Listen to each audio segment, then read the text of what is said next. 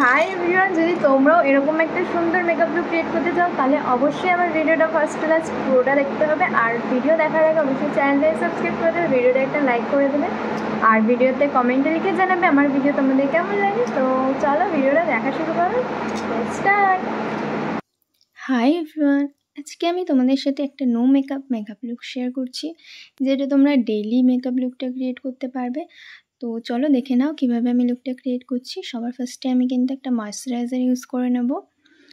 Jail moisturiser কিন্তু সমস্ত skin টাইপে যায়। নেক্সট আমি একটা স্ট্রোব ক্রিম ইউজ করছি যাতে স্কিনটা পুরো গ্লো করে।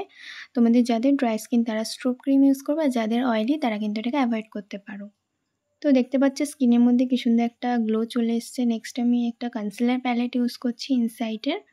আমি আজকে কোনো রকমের ফাউন্ডেশন ছাড়াই মেকআপ লুকটা ক্রিয়েট করব।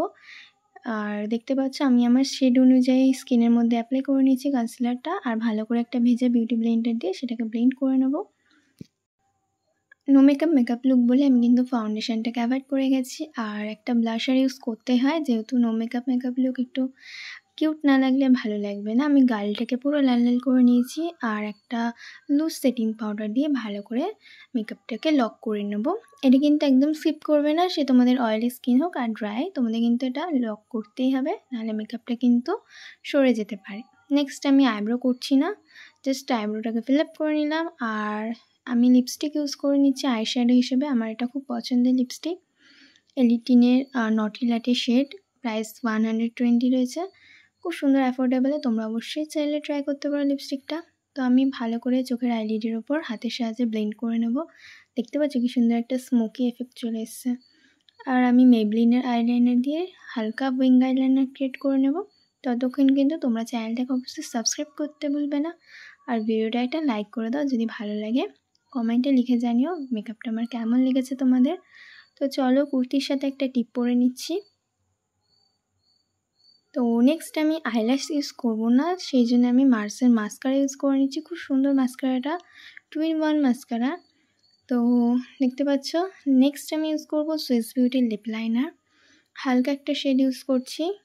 তার উপর থেকে আমি লিপস্টিক ইউজ করবো এলিটিনের নটি লাটে। এটা আমার ফেভারিট লিপস্টিক, তোমরা বেশিরভাগ ভিডিওতেই আমার দেখে দেখেছো এই লিপস্টিকটা আমার খুব পছন্দের। তো দেখতে পাচ্ছ লিপস্টিকটা ড্রাই হয়ে যাওয়ার পর কালারটা পুরো জাস্ট চেঞ্জ হয়ে গেছে, সমস্ত স্কিন টোনে খুব ভালো মানায়।